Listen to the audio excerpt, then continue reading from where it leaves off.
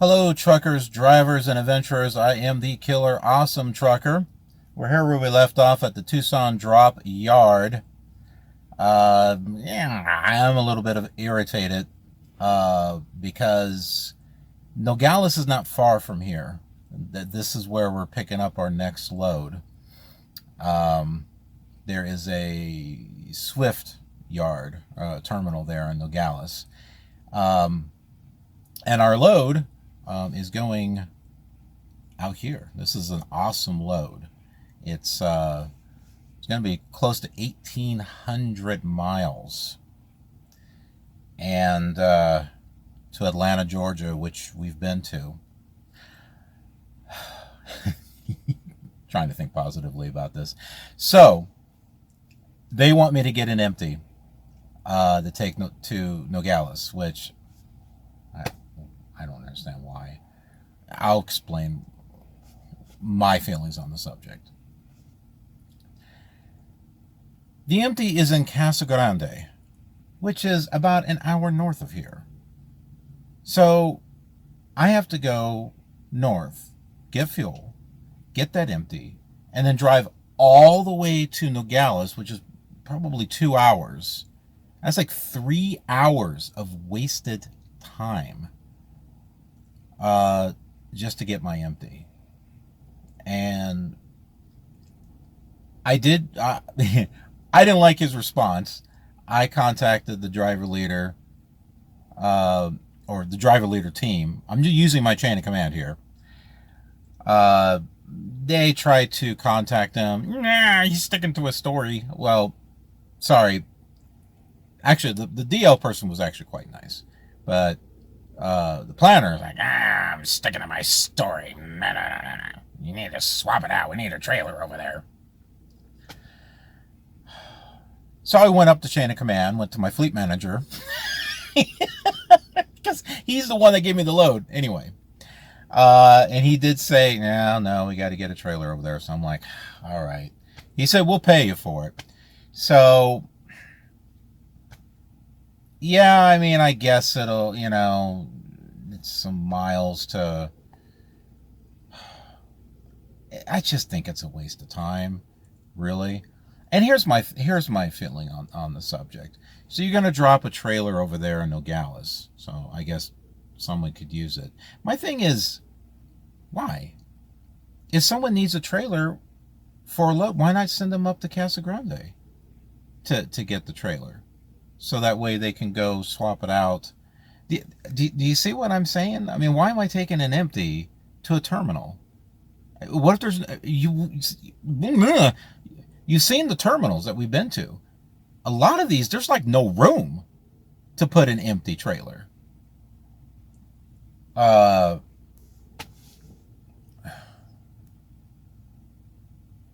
So I just think it's ridiculous. I think it's ridiculous. I think it's a waste of time to just go there, get an empty, take it back, especially if there's someone who's going to take home time in Nogales. They're going to have to drop their empty anyway. And if someone needed a trailer to swap out with when they're going to a shipper or something, then why not just have them go do that? I don't know. This is my opinion in regards to it. You just see someone, well, that's just how it is. Welcome to trucking.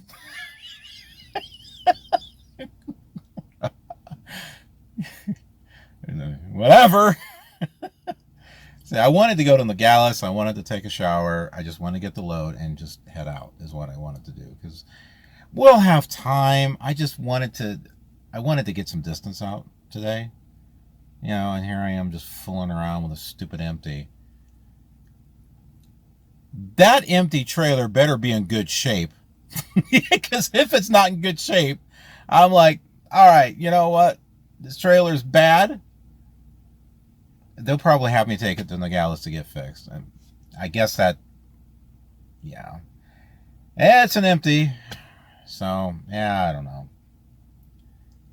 I hate being in a situation where I have to get an empty trailer. because you've seen the issues we've had getting empty trailers. Something tends to be wrong with them. I mean, I have not had the greatest of success stories in regards to empty trailers. Everything is chronicled here on this show, so you've seen it. And someone out there is like, well, welcome to trucking. Kiss my ass. So like I said, I'm trying to think positively about this. I guess it's easy miles. We're going over there, picking up a trailer. Get paid for it, so yeah. Guess it's better than not getting paid for it, right? Welcome to trucking. All right, man. I'll see. I'll meet you when we get over there to this trailer supply depot or whatever it is. We're in Eloy, Arizona. Got confused between two of the... I hate when the Garmin says Pilot Flying J, and you put it in, and then it takes you to the Flying J instead of a Pilot, which is where your fuel stop is at. So I had to turn around. Now I was turning around, I'm like, where the hell's my trailer? And then I'm like, oh yeah, that's right, I'm going to pick it up. Oh man. Alright, well, finish up here and meet you at the tractor supply place. I've been giving it some thought in regards to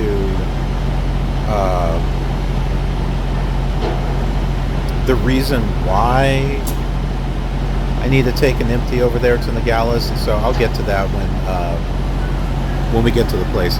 It's just, I hate having to go get these empties because of the experience I've had. And it's a 2012 trailer we're going to pick up. So I hope it's okay. I hope it's still good. So, slight change of plans. I'm going to take a shower here at the Pilot. I had enough points that paid for it. But this seems like the best opportunity I have to take one. Because I don't have a trailer with me, so it was easy for me to go and park, then have to fool around with that, although there was plenty of spaces. But I can get this done, taken care of, go get the trailer, go get the load, and then, you know, I can go drive and go park somewhere. So, yeah, it just made sense. Okay, we're here at the Tractor Supply Company. Guy at the gate said, I don't think we have any empties. Stupid Google Play. Google Play Store kept stopping. Or shut down. I don't even have it open. He said two other Swift drivers came in to get a trailer and they both bobtailed out. Now I'm walking around here and I do not see the trailer, the 2012 trailer that they told me that was here. But I did find another one. And doors are open. But you have to ask yourself the question, why is that one sitting there? Why didn't they take it?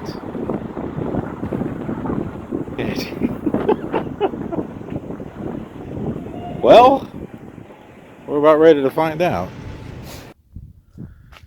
Here's the trailer. Huh. Doesn't help when it's worn off. I can't tell. It looks like a 22 right here, because I can see a 2 and what looks like another 2 because it loops around here. Or it's a 3. Could be a 3. That might be a 3 right there. So I think it's okay, to be honest. But let's go ahead and hook it up. Let's go get that load. We're here in Nogales, Arizona. This is the Swift drop yard / terminal. You can stay the night here if you want. That's a pretty sunset. I got my trailer in a position over there. It wasn't exactly straight. I didn't have a whole lot of room to pull up, to swing around. Like I was saying, this truck does not have a good turning radius. Once you get to know your truck, you're going to know what you're able to do and what you're not able to do. And the one thing that I cannot do with this truck is those crazy maneuvers that I've seen people do where they can quickly put it into a jackknife within just, a few feet, because they can turn their wheels sharply. Mine doesn't do that. And I think it doesn't do that for safety reasons, is my guess. So, like I said, this is like getting a level 1 truck in American Truck Simulator.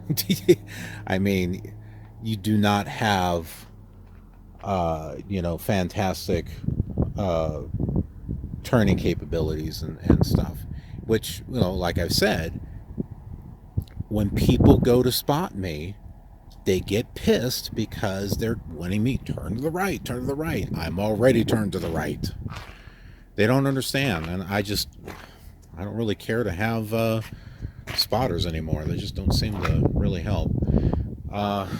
Okay, so we're looking good here.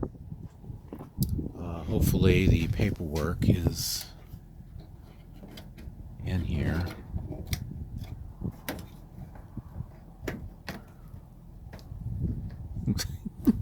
Oh, there we go. Okay.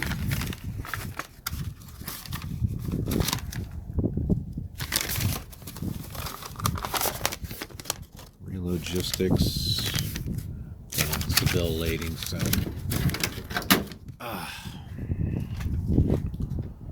Good deal. All right. So I'm going to do my 3 steps. We'll check the 4th, which is the tandems. Make sure those are good. And that's it. I'll just shut down here. I think we might have a problem. I'm checking the paperwork here. The seal doesn't match. The address doesn't match. Name of the company doesn't match. Where it's shipping from, that doesn't match either, because it was from Mexico. The only thing that's on here that matches is the trailer number. That's it. I don't think they gave me the right trailer number. Even the bill of lading doesn't match. So the only thing that's on here that matches is the trailer number. That's it. So, I don't know. How many times have I said that it wouldn't be a KILR Awesome Trucking episode if there wasn't something that was wrong? Told you things weren't matching, right? Take a look at this. What's wrong with this picture? What's wrong with this picture?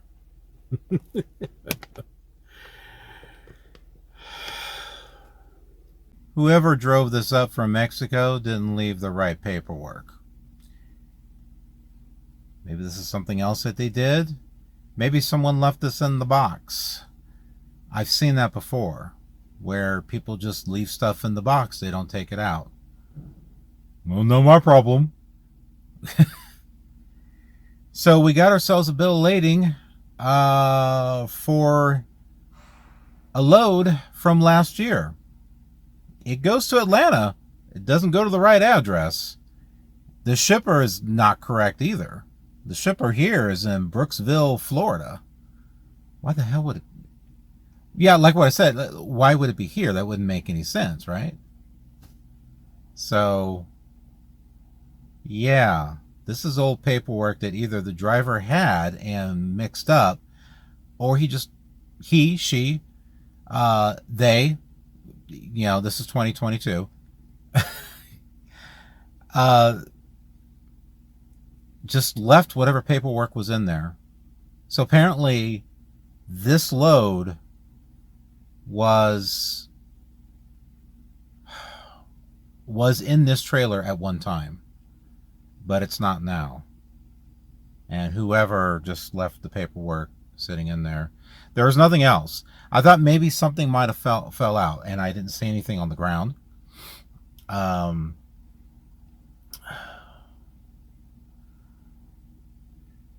Holy hell. Well, this is interesting. I don't know how often this happens. I've been, what am I, 4 months in solo, and yep, here we go. So you might be wondering, what do you do? Nothing, you're stuck with it. Welcome to trucking. Did you get out and look and use your 3 points of contact? Did you use your 3 points of contact and get out and look when you got this? Did you get out and look and make sure that the paperwork didn't fall on the ground? Well, I don't know what to tell you. Welcome to trucking.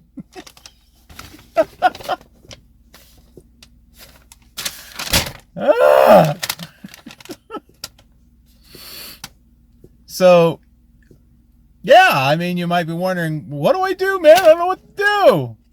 Well, I'll tell you what I did. I sent a message to the driver leader team, who is contacting the CSR team. They're probably scratching their heads thinking, well, this can't be right. Because once I sent them the bill lading number, I sent them the address that it goes to. I put down the ship date. Haven't heard back.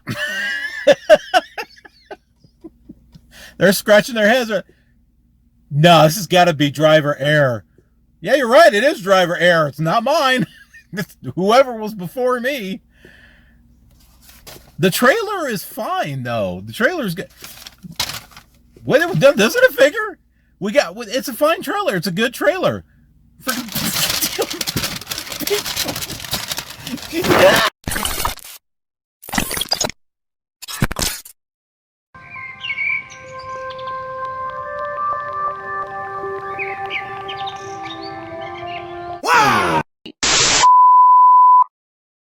And we're back.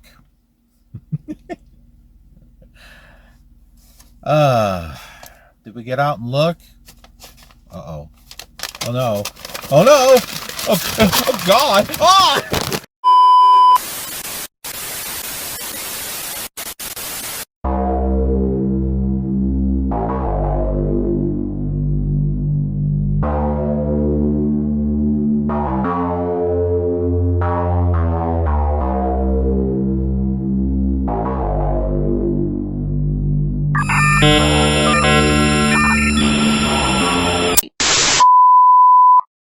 Okay, I think we might be back. Down. Stay down there. Jeez. Okay, so I contacted the driver leader team, contacted this, and then they contacted the CSR, and then they both contacted me through the Zonar, asked questions. What's the bill of lading number and all this? So I gave them the details. Dead silence. Nothing. So I sent a couple of screenshots to the fleet manager, because I'm working with the fleet manager because they don't have a driver leader. He's probably getting sick of me. I said, you're gonna love this. Are you ready for Monday? I sent him this. I sent him a copy. I said, what's wrong with this? And take a look at the upper right. And he's like, no, there's nothing wrong with that. I mean, it could have shipped in August, 2021. And I said, yeah, but nothing matches. The seal doesn't match. The shipper, the receiver, the name of the company, the bill of lading number, none of it matches. He said, well, I got tomorrow off. I thought he was going to be available on Monday. I think when he saw this problem, he was like, oh, hell, I don't want to deal with this. I'm not feeling good. I won't be in on Monday. Welcome to trucking. The fleet manager got out. He looked and said, "Nope, not going in. I'm not feeling good." Maybe it's COVID. I don't know. Uh, so he gave me a number to call someone tomorrow. I'm glad I didn't leave. Well, I'm glad I didn't have my sights set on leaving and trying to get down the road because we're going to need some information. Oh, by the way, when you come here to Nogales, take it.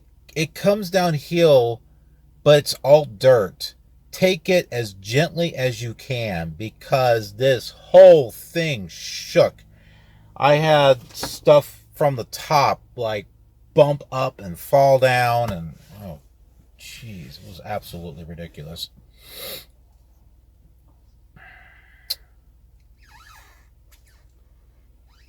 But he was saying someone may be able to get the paperwork.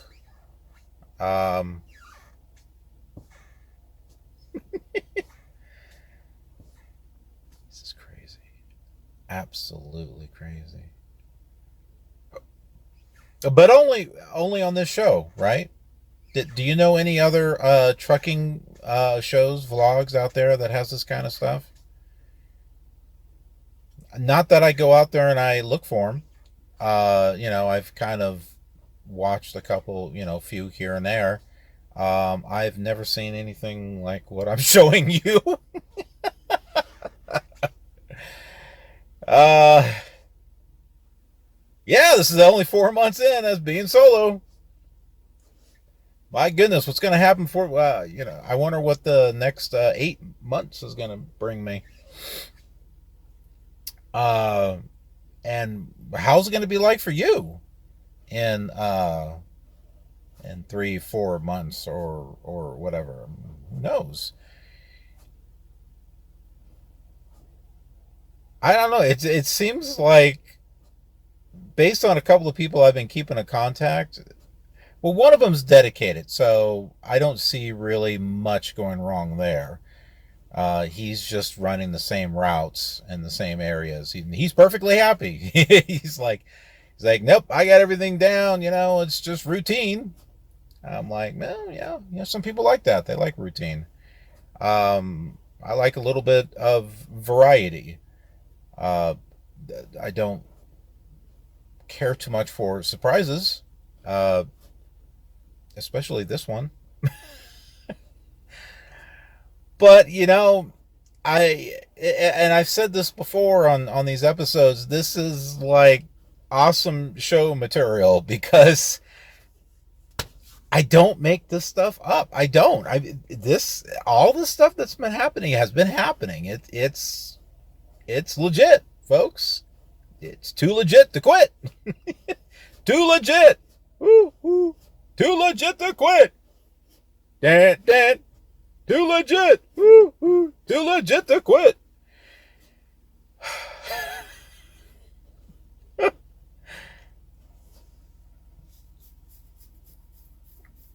uh, I'm like speechless at the moment. I don't know what to say.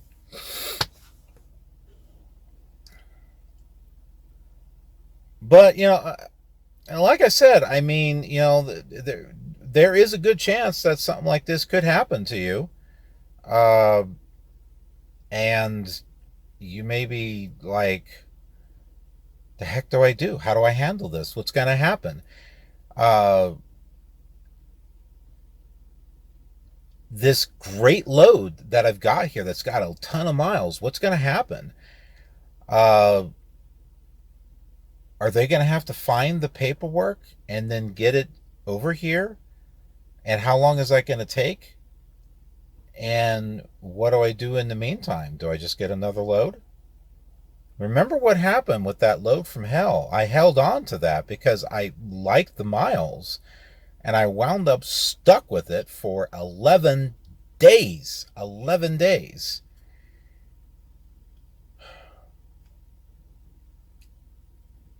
may, unfortunately, we may have to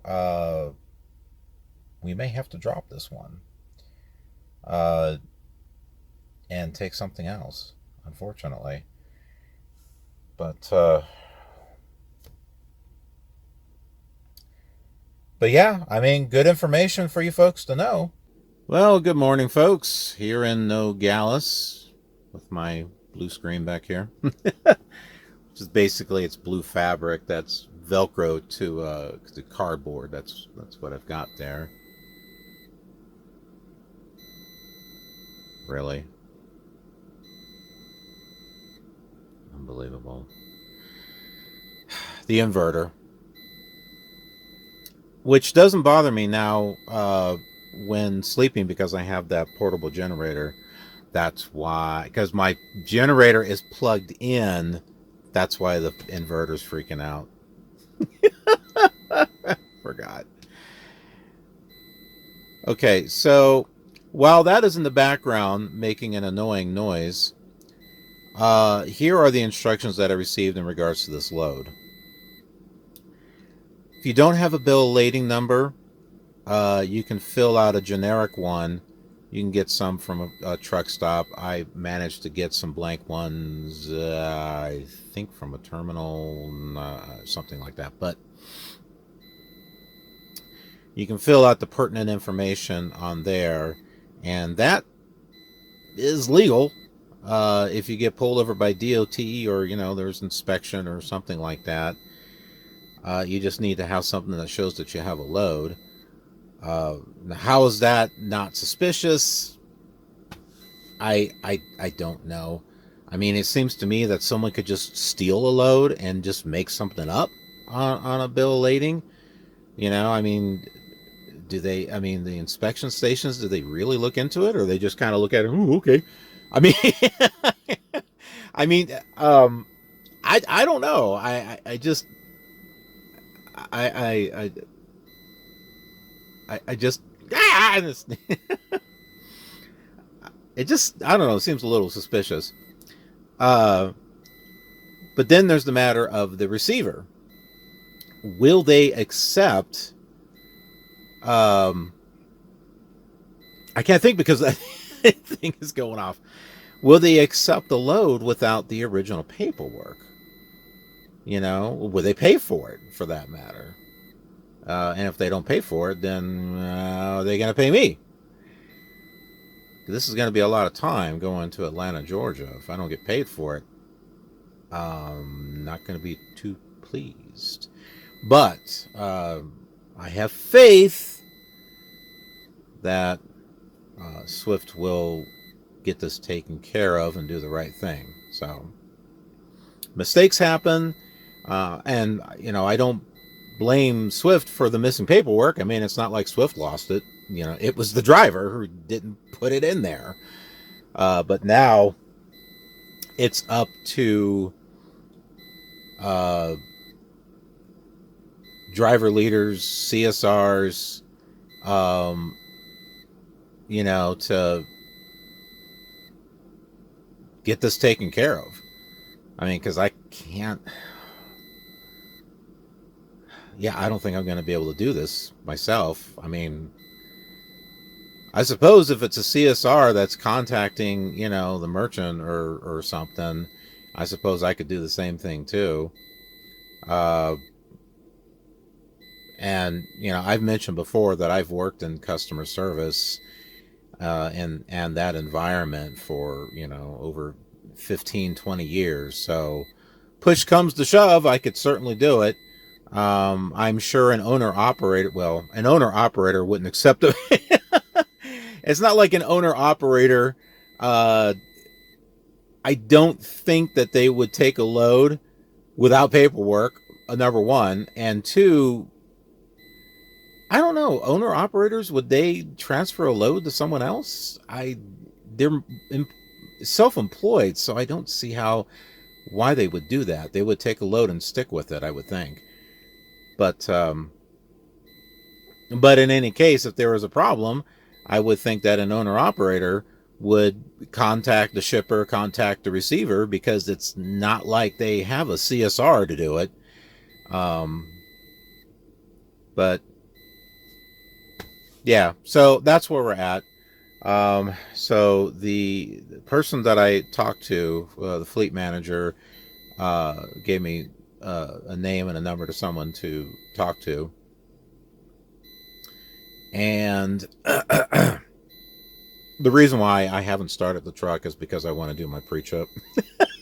If you're wondering, it's why I haven't. And it's just going to keep doing that.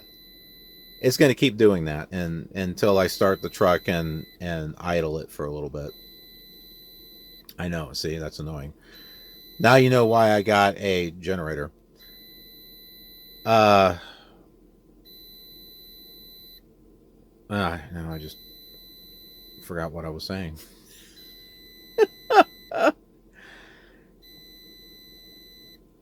Yeah, I don't know what I was saying. All right, well.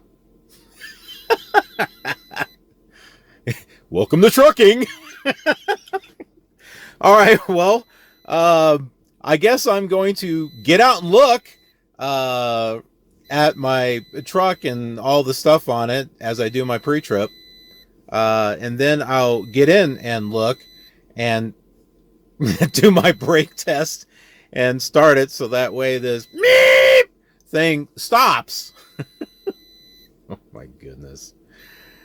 But like I said before, this is good show material because, you know, something like this could happen to you. You know, you could get a T-call, get a load, and it doesn't have any paperwork in it, or it's got the wrong paperwork in it. You're going to want to know what to do.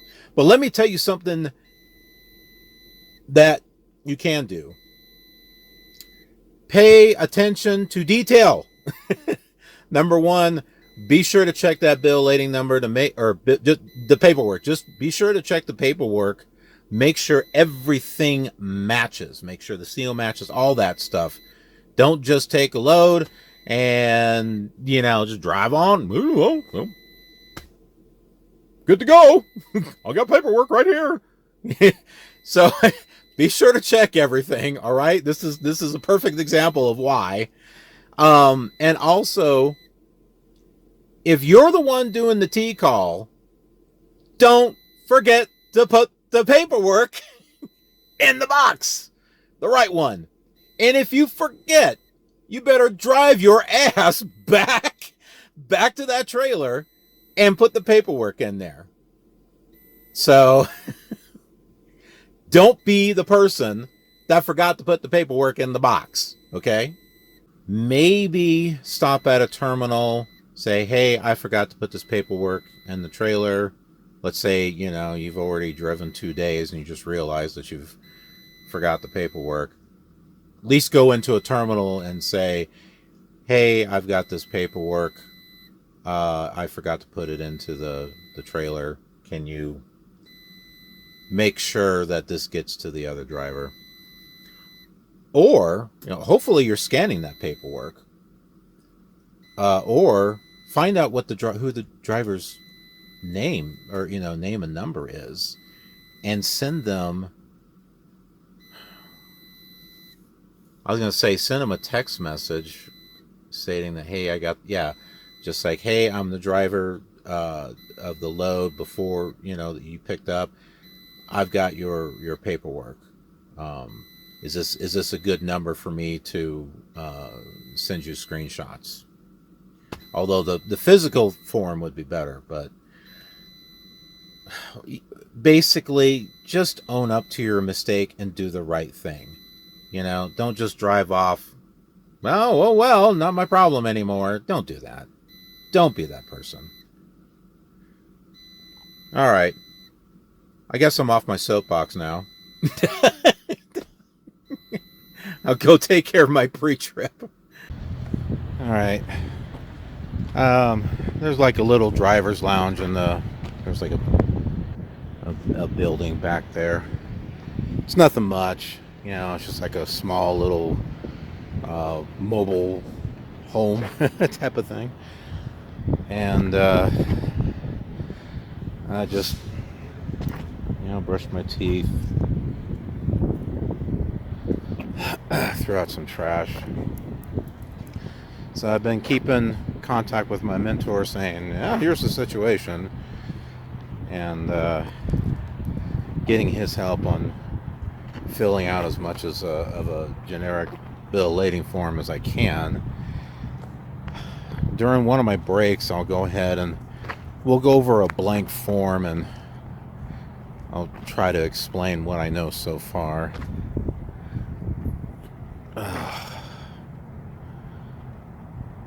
Why do I have a feeling there's like this load's going to be full of drama? Would it have anything to do with the previous loads I've had? I don't know. Probably get pulled over, arrested, and who knows what. This is crazy.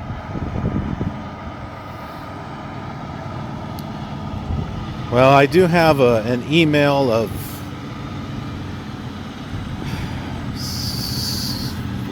one page of something that comes from the shipper, so it's something at least. Still, this is kind of ridiculous, but welcome to trucking. Okay, pre-trip is done. Did the air brake test. Just going to do a tug test. Check both of the spring brakes. It's real easy to do just before you pull out, so I got into the habit of doing that. And as far as the service brakes, well, you're going to know that as you start pulling forward. So you can kind of all loop it in there. Met a fellow here, not a viewer, but I did tell him that I had a YouTube channel. He was thinking about documenting what he's been doing. So who knows, he might actually find the channel. If he does, if you're watching, what's up, man?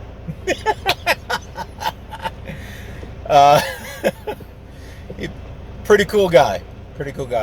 He's just recently finished his first year, and he was saying, "Oh, your first year is going to be an adventure."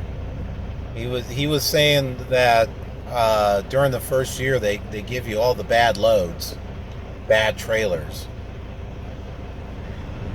and you know, some of the loads that I've had have been pretty good. I mean, good miles or something like that. But as far as the bad trailers, do these dispatchers and planners know if a trailer is bad? I mean, I know they can look it up. Well, I think they can look it up. You would think that they would have access to a database where they can pull up information on a trailer. So, I don't know. Do they sit there and sort this stuff out? It's like, oh, these are good loads. No, these are crappy trailers. Let's give it to this guy. I don't know. I don't know how that all works. It has definitely been an adventure, that is for sure. 4 months in, and this is what we've had so far. What's going to happen in the next 8 months? I don't know. And what's going to happen after that? Oh, and he was telling me that reefers don't usually stay on one side of the U.S.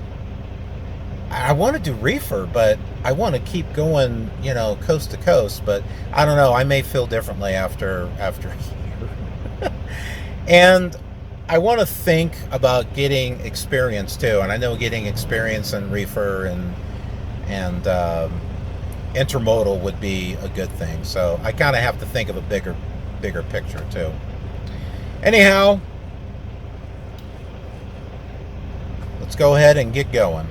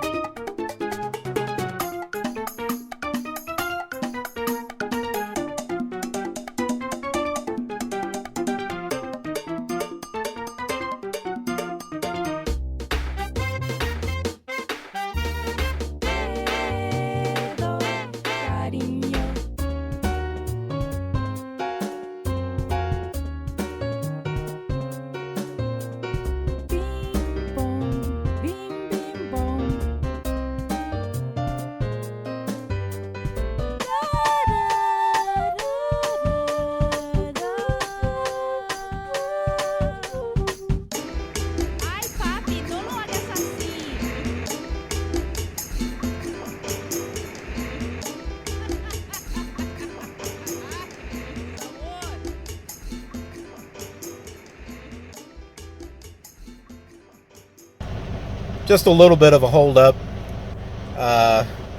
We gotta wait for this truck to move before we can move forward. I went over here. I was hoping I could check out with the guard. She's gonna look to see if she's got the paperwork. If she's got the paperwork, that would be awesome. But yeah, she said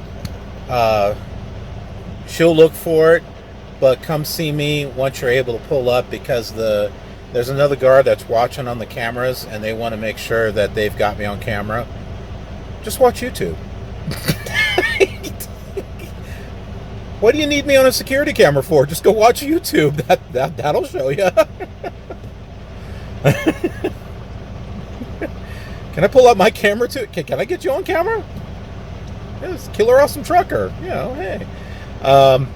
But no, I totally understand. So yeah, once I get up there, hopefully she's got the paperwork. Oh, please. That would be so awesome. And then we'll be on our way. They had the paperwork. It looked like the original paperwork. Not going to talk about it right now. We'll talk about it during our break. All right, let's get going.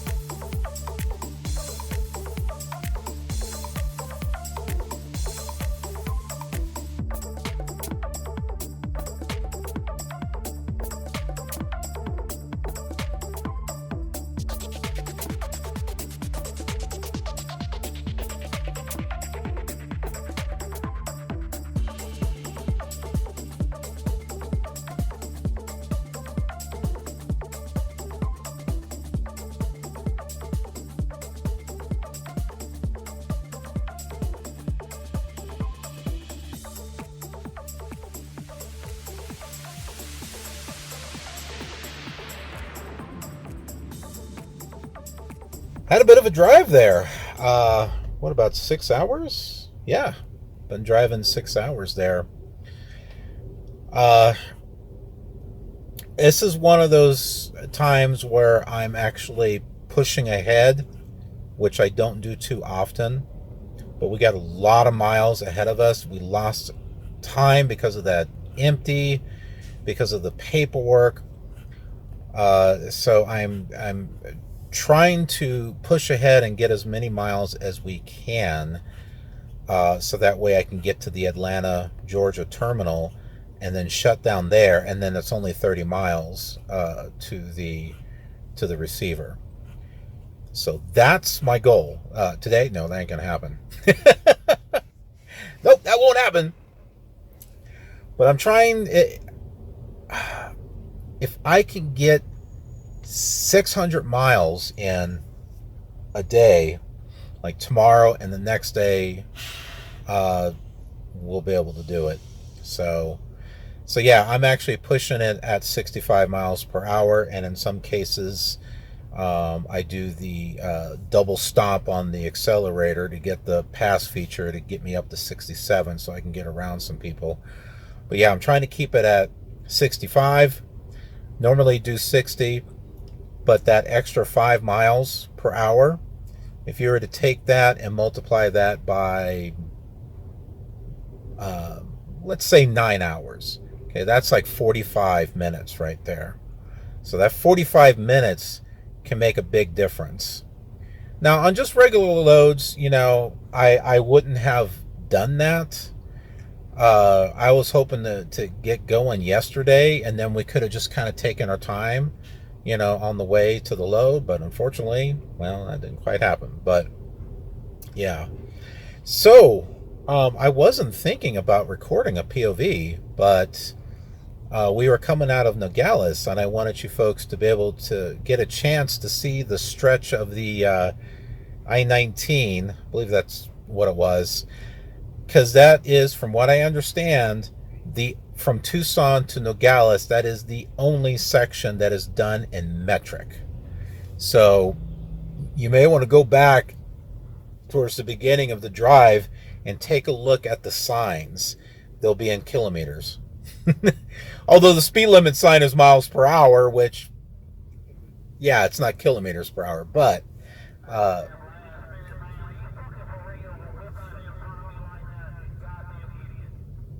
okay, well, yeah, there's a proper use of CB. Jeez Louise.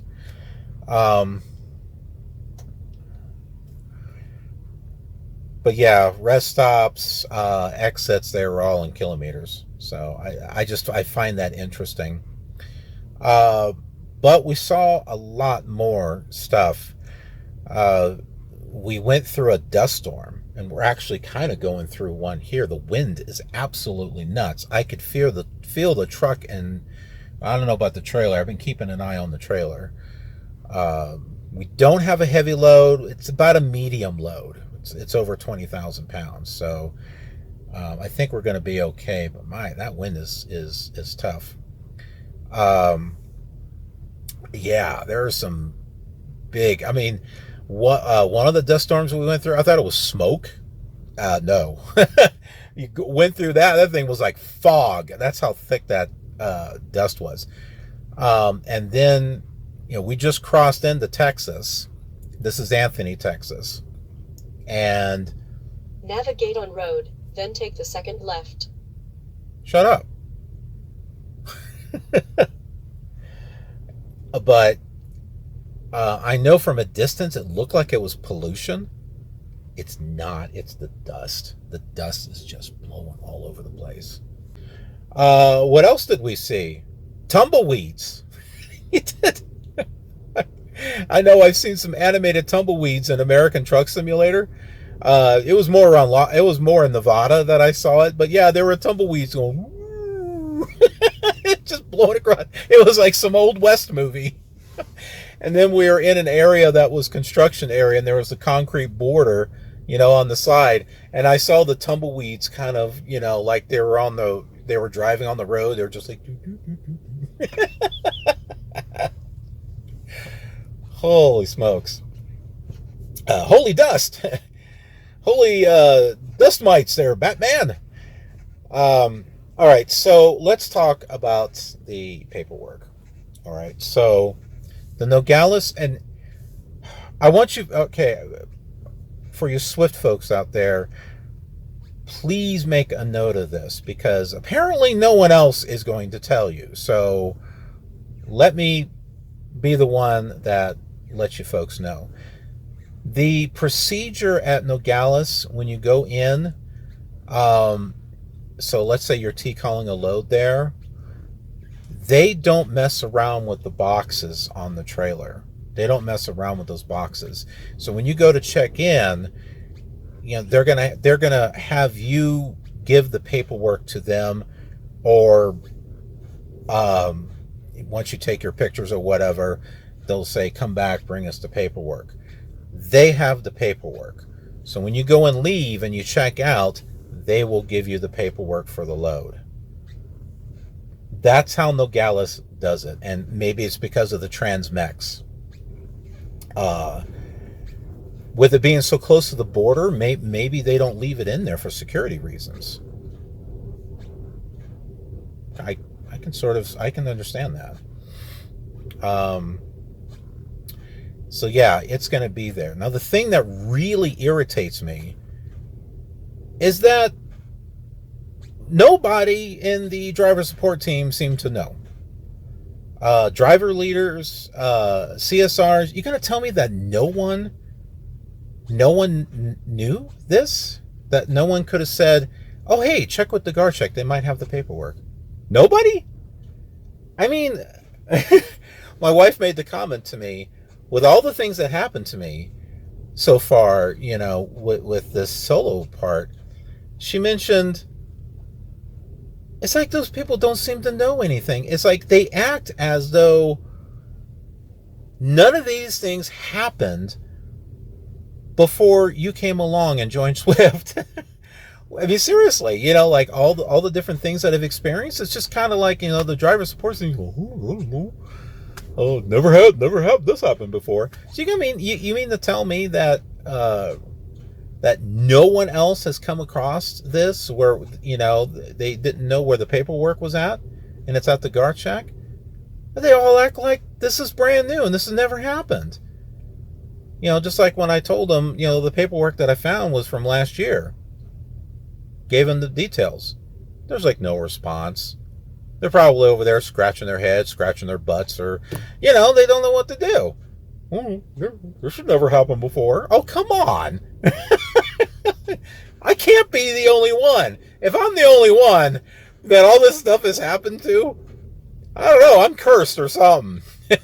Or like I said before, someone out there knows that I do YouTube videos and sets me up because it's the dust. Holy crap. Because they know I'll make a video of it and they'll sit back there and laugh. Ha ha! Ha ha! Look at this. The wind was so strong, it blew over the reserved signs. It just blew them all over. All right. Just got myself one slice of pizza. I really haven't had lunch other than Triscuits. I got a meat lover's pizza. But this is something I've not seen. Starlight. Coca-Cola Zero Sugar. Space flavored. This is what I like about traveling from coast to coast. You'll see just some different things. So when I see something like this, I get one for me, and then I get one for my family members back home. So that way, you know, they can have, you know, they can enjoy the spoils of my travels. So anyhow, we're going to get going here soon, as soon as I have my pizza. We're taking a different route to Atlanta, and I wasn't expecting this. Oh, now I know why. That's right. We had a load that went down to South Texas, and we were taking the I-10 that way. That's why. This time, if you remember, if you look at a map of Texas, or I can just put it up here. The I-10 will fork off, and there will be the I-20 that goes up to Dallas. Now, the first time that we came this way, we had gone with the I-10, and we were going in a southeast direction to San Antonio and stuff. Well, this time we're actually going the other way, and we'll be going through Dallas, and pretty much taking the route that we took when we were coming west before.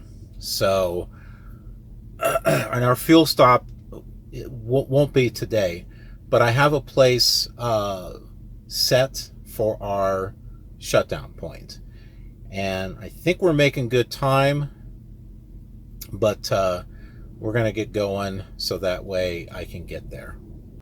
Well, I'm at a rest stop. I didn't drive all the way to where I wanted to go, which was Wickett, Texas, Wickett.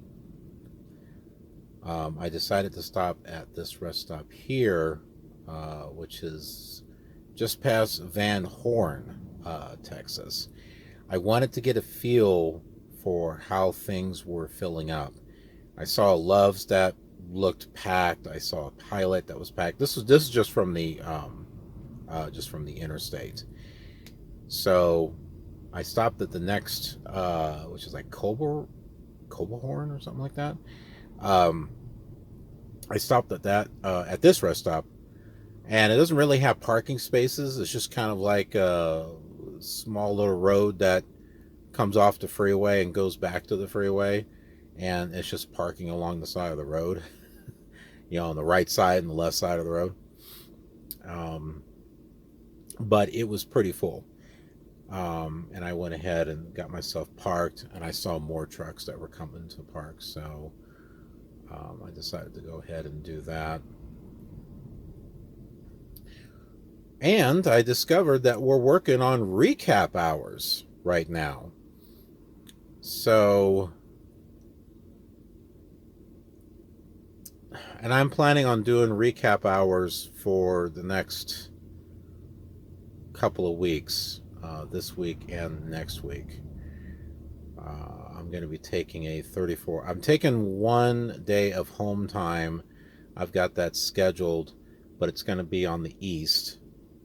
I'm going to meet and greet with one of our viewers that I tried to do the last time, and I couldn't. So I'm scheduling some time to be able to do that, and I'm going to take my 34-hour reset during that time,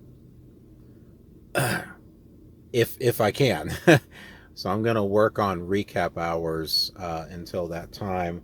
Also, too, I'm trying to get as many miles as I can before the end of February.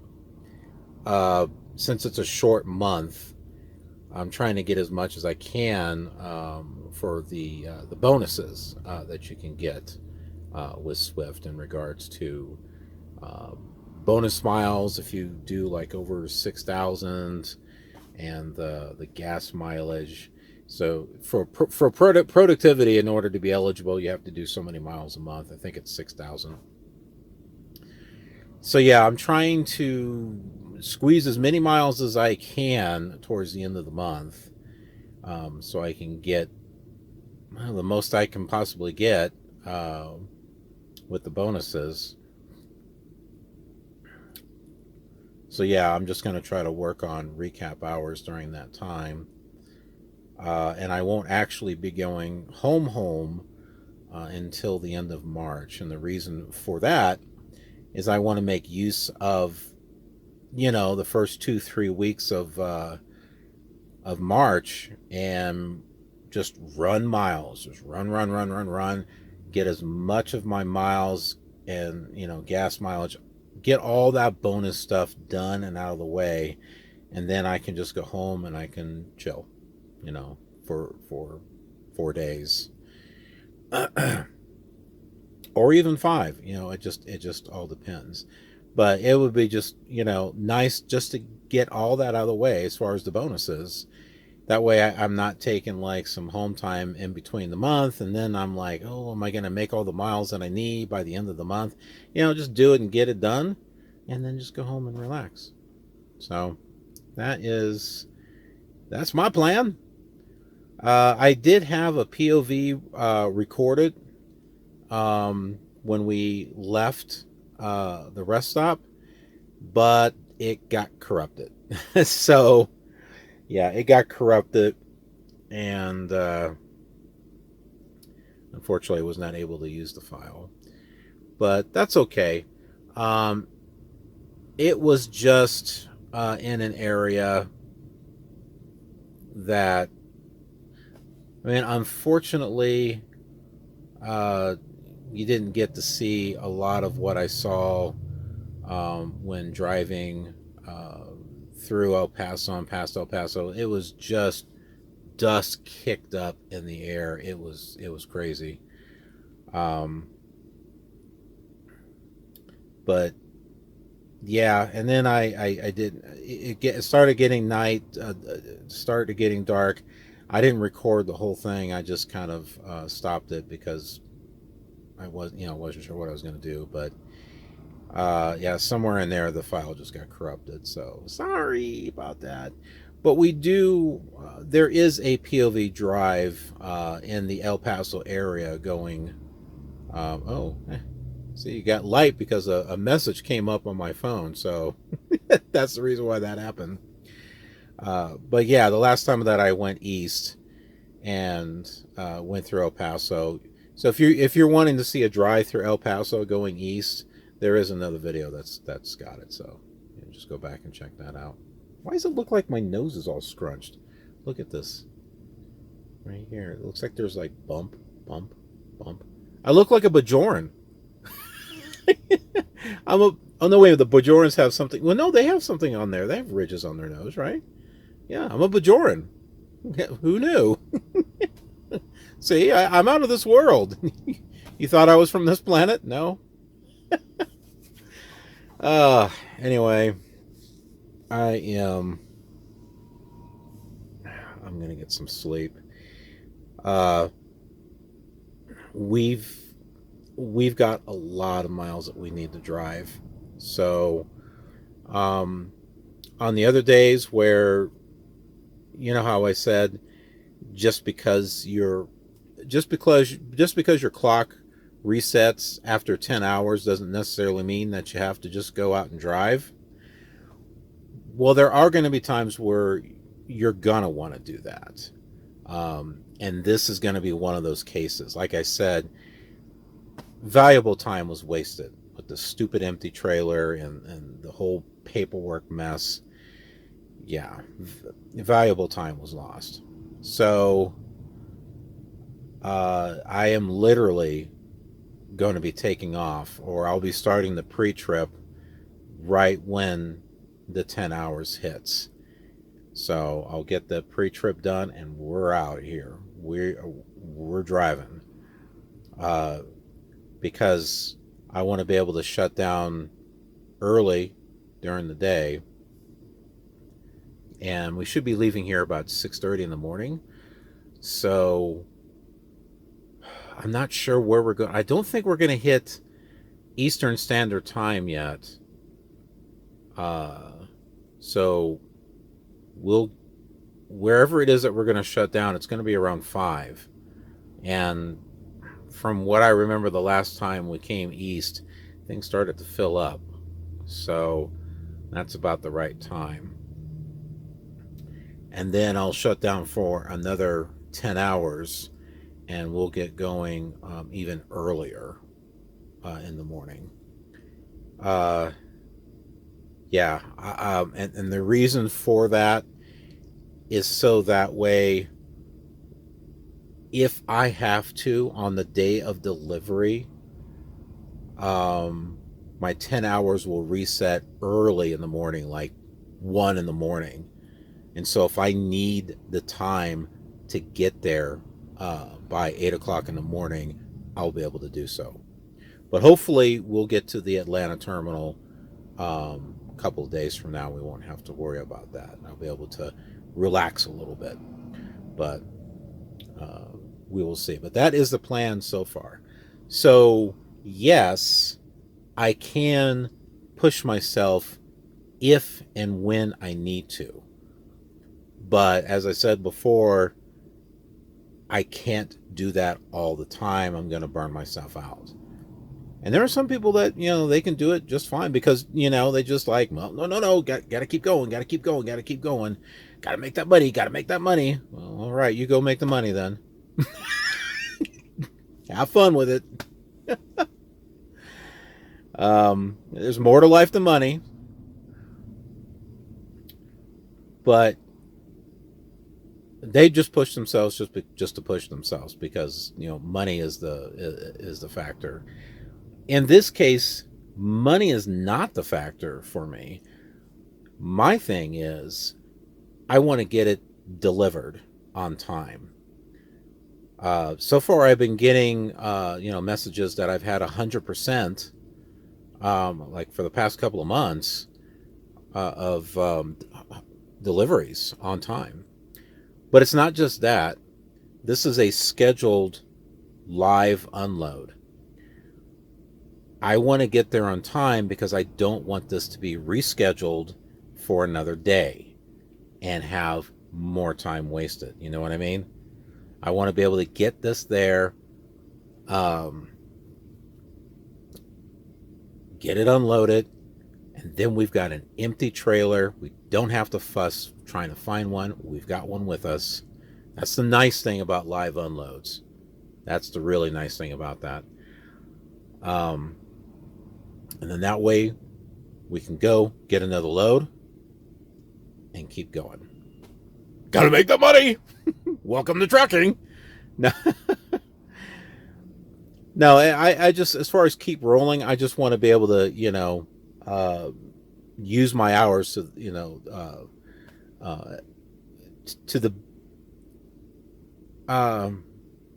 what is it, the best extent or something like that. I mean, within reason, of course.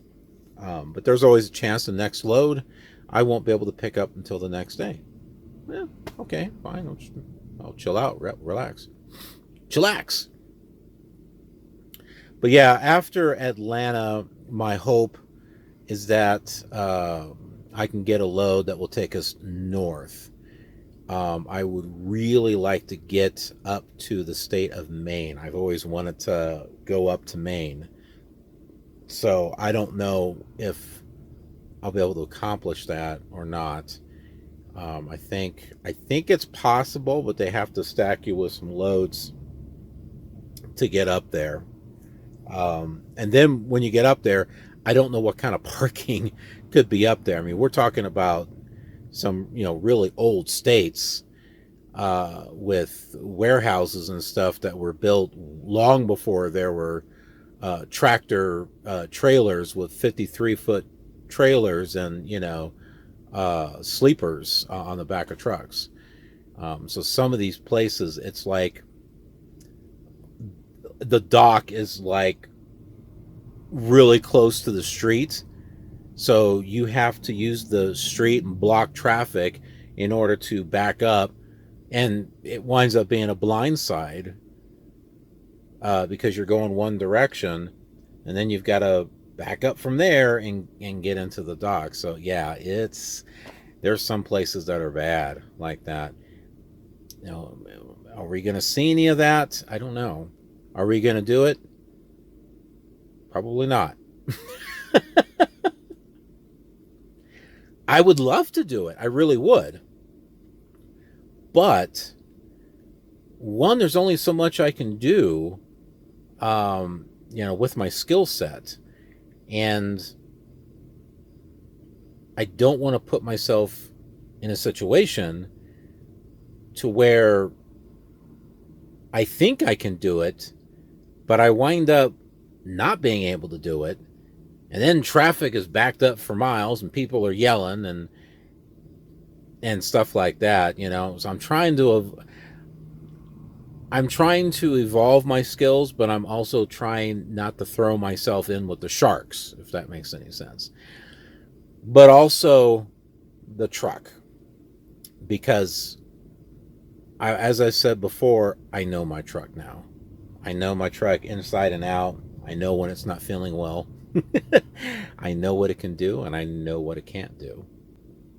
And like I said, I talked to the driver in Nogales, and he's got an international now, but he did have a 2019 international like what I've got, and he said, yeah, it's a turning radius, it doesn't have it. So I'm glad I'm not alone in discovering the turning radius of this truck. So, but I'd be interested, anyone else out there, I was like flying a truck? No. Driving an international truck, and have you also noticed that your turning radius just isn't that sharp? It's like you get into a tight situation and you know what you need to do, right? It's like, okay, I know what I need to do to get this truck and trailer back into that space. It's tight, but you know what you need to do. But when you try to do it in the truck, it just ain't doing it. It just won't do it. And you're trying to pull up, there's not enough room. You're trying not to, knock your fender mirrors off and stuff. And you cannot get this truck to move that dang trailer where you want it to go. It's not you, it's the truck.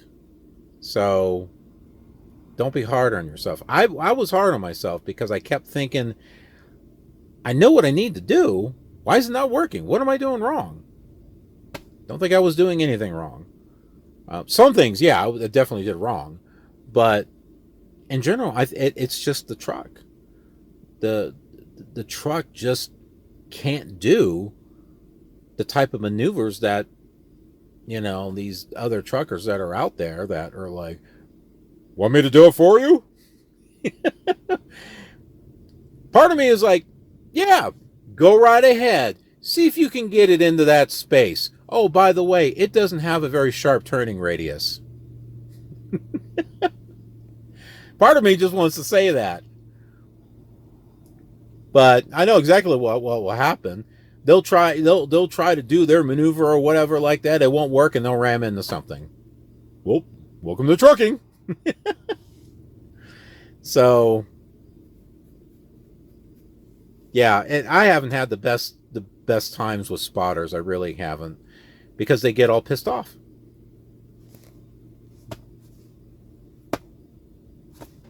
What's going on, man? Go this way. No, this way. Keep going this way. I can't. It's as far as it goes. So, yeah. I think I rambled on a little too much here, but, I just kind of like to, keep it real. Sometime on that I'm going to be sleeping. It's going to be right now, so I'll see you in the morning.